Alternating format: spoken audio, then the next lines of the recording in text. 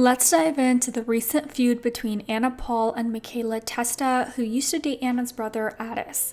If you're on TikTok or Instagram, chances are you've come across Atis Paul's wholesome content, luxury lifestyle, viral mukbang videos, and travel vlogs. Now, shit's been going down. It all began when Mikaela released a 9-minute TikTok video leveling serious allegations against Anna and her brother. There's a lot of things wrong with Atis Paul. It's way easier to hate me for calling her out when she's wrong than accepting that the Anna you guys love and idolize so much never existed. These people that watch her don't know the Anna that I know. They know the other Anna, the one she wears when the camera starts rolling. She says that everything Anna does is calculated and that she has curated this body positive image of herself online while being hateful behind closed doors. Anna, remember that god-awful trend of people posting photos of influencers that they would and wouldn't feel comfortable wearing a bikini around? Remember those slideshows people would make with everyone in the family? Of all of you being labeled as safe and my photo was at the end marked as I would never feel safe in a bikini around Mikaela? Meanwhile, right before these videos were trending in 2021 on the South Bank Bridge, when you were peak body positivity, love yourself version of Anna, a plus-size fan came up to you and asked for a hug and a picture. You smiled at her. You told her that you loved her. She told you how your words online have helped her be more comfortable in her body. The moment she walked away, you told Addis that she was annoying and gross and you didn't want to agree to the hug because she was fat and sweaty. She brings up Anna's giveaway videos that she always does on TikTok, where she'll hide money and baby food at a grocery store or do cash giveaways to moms in need during Christmas time, but says that these acts reek of superiority. Watching her fans scramble over scraps, fighting each other because they need these funds while she films it, flaunts her designer labels, endless holidays, and material excess. This is dystopian and out of touch. Anna, if you truly wanted to give back to your fans, you would use a free platform such as your giant Instagram page with over 2.4 million followers. Or, if you truly wanted to give back to your OF subscribers, you would do it privately within that platform. While I do agree with this to an extent, I also believe that you can have the intention to do good while at the same time wanting to use that as a promotion. The promotion of her socials is kind of what finances the giveaways, so she's able to do more of them than if she just did everything privately. So it's a win-win situation in my opinion, and I don't think influencers and celebrities should be criticized for not necessarily doing charitable acts privately. One of the main points of contention was Anna's cash giveaways. Mikaela claimed these giveaways were a tactic to lure subscribers to Anna's OnlyFans account. She also argued that this approach exploited fans, many of whom are underage, by enticing them to purchase adult content. Mikaela says that Anna's practice of requiring a subscription payment for eligibility in these cash giveaways constitutes an unlicensed lottery, making it both unethical and illegal. With the 7-hour difference in time steps between posting your initial promo story on Instagram to actually sending money, it's clear that in that time you allowed the subs to reel in, as this was just a plot for profit rather than a give-back situation as you disguise it as. Then posting further stories of screenshots sending few people $500 saying you know where to find me, incentivizing more to subscribe and fall for this in hopes to win. Now, since I am a law student, I took it upon myself to look a little bit into the laws of Australia myself in regard to lotteries. In Australia, conducting a lottery requires proper authorization, and charging an entry fee for a chance to win a prize is subject to very strict regulations. Operating a lottery requires specific licenses and compliance with very stringent regulations that vary by jurisdiction. As you can see from this link, it says that in the Australian Capital Territory, for prize pools that exceed $3,000 is where a permit is required. So really, depending on the specific giveaway, she may very well have been operating legally without a permit. It's important to know that even in jurisdictions where permits are not required, promotions must still comply with Australian consumer law, which ensures that they're not misleading or deceptive, which I don't really think that hers were. As far as I know, people were given the prizes at the same value that they were promised. Mikaela then moves on to talk about Atis Paul, Anna's brother, who Mikaela used to date. Mikaela claims that Anna constantly spreads these lies that Mikaela is obsessed with her family and not over Addis. Constantly being tied to such a horrible person and have lies told constantly about how you feel about them is horrible. You have only seen what I've allowed you to see. Anything after my first initial few videos I made, the rest were jokes for views and engagement. I broke up with him. It was my choice to never reconnect again. There was no contact from me to him during that entire time, despite his countless attempts to reach out to me. As I just said, it was exaggerated on my end for views because I know the content performed well, and it did. but I was well and truly over him months before we ended. It then gets very dark when she alleges that Addis physically abused her multiple times when she tried to leave him. He would hurt himself and threaten his life to scare me into not leaving after he would hurt me.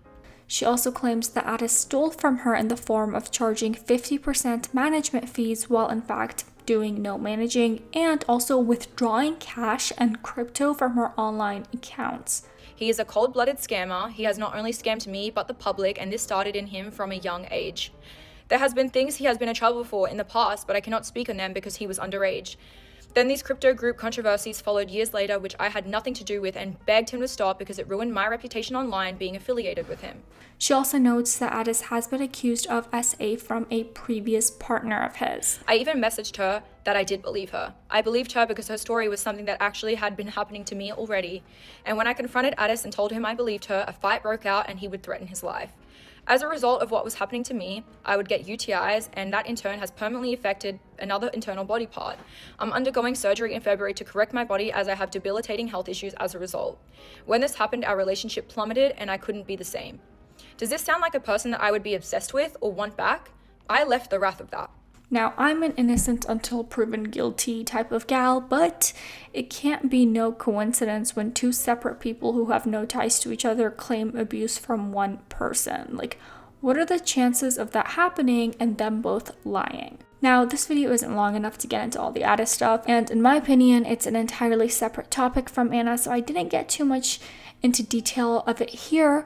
Addis also hasn't spoken up in defense of himself, probably because he has no defense and anything that he says probably will be incriminating.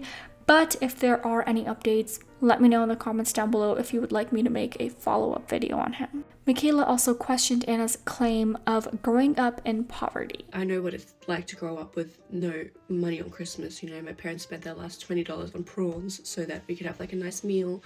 My brother and I, we used to wrap plastic bottles, like orange juice bottles, and put them under the tree so it looks like we have a lot of presents like other families. Mikaela alleged that Anna's family was well off, with her father earning triple the average Australian income, and that Anna's portrayal of this rags to riches story was misleading. I've seen the house in person. It's beautiful.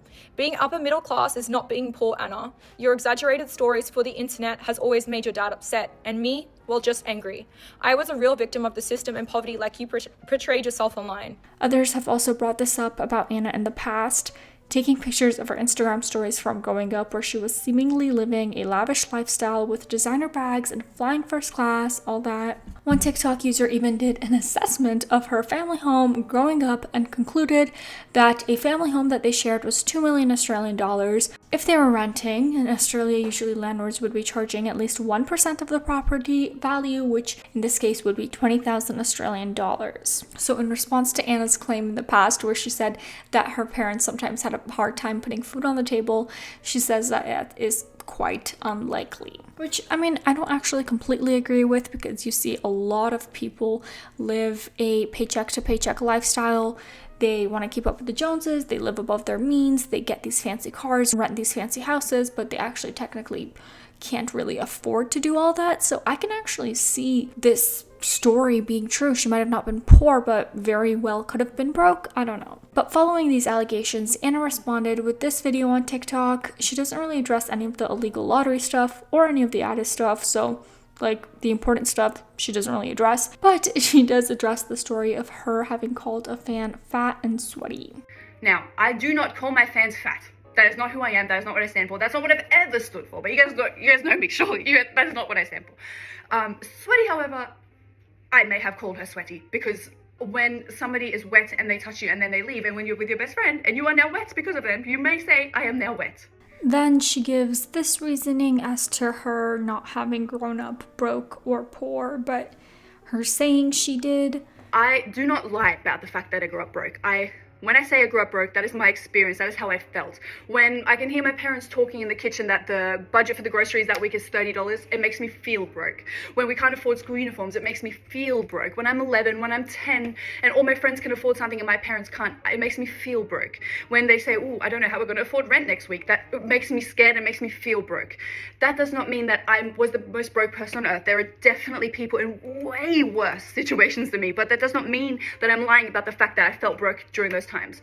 And of course, because the internet is going crazy. They are pulling up photos of, this was Anna's childhood home, showing photos that I grew up in when I was already an adult that I couldn't even imagine even going into when I was like 7 years old.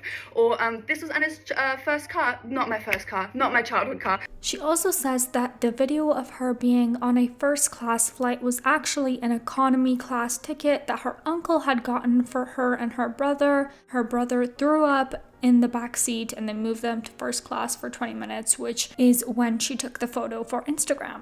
Social media is fake. It is not real. Instagram, it's all fake, and it can be faked. So this is just a perfect example of that. She then goes on a 5-minute rant about how bullying is bad and not worth the views and all that. But then the funniest or maybe saddest part is that she says that she'll provide a phone number for anybody going through a hard time in the description in like a really emotional and teary voice. Because of that, I'm going to leave a number down below. If you're alone and you ever need someone to talk to or need something, please call that number and do not hesitate. But then she doesn't do it. All that to not even provide the number in the description. Now the feud has led to a significant backlash against Anna, and her reply video has not had the best fan response. People are saying that it's the most insincere apology video that they have ever seen. These people have clearly not seen this Tana Mojo apology video, and it shows. They also talk about how there's no mention of Addis anywhere in the video, and that she probably should have discussed this with her PR team before posting. But my favorite thing that has come out of all of this has to be all of the meme TikToks that are made from her feeling like she's broke. It makes me feel broke. When we can't afford school uniforms, it makes me feel broke. When I'm 11, feel broke. When we can't afford school uniforms, it makes me feel broke. When I'm 11, when I'm 10, and all my friends can afford something and my parents can't, it makes me feel broke. When we can't afford school uniforms, it makes me feel broke. When I'm 11, when I'm 10, and all my friends can afford something and my parents can't, it makes me feel broke. When we can't afford school uniforms, it makes me feel broke. When I'm 11, when I'm 10, and all my friends can afford something and my parents can't, it makes me feel broke. Now, in the spirit of unbiased reporting, I do feel like I need to include this clip from 2023 of Mikaela talking about Anna before any of this had went down. With Anna and I, like, we're always going to be friends. I feel like there's never a reason for us, like, not to be friends. Obviously, like, don't like her brother, like, don't, not a huge fan of him or whatever it is. Anna's a lovely human being and obviously love her forever, and I'm always here for her. She's always letting me know that she's always gonna be there for me and stuff. So one user commented, I feel like she talks about Anna depending on what suits her at that given moment. I don't know how I feel about all this. Honestly, I'm not really passionate on either side.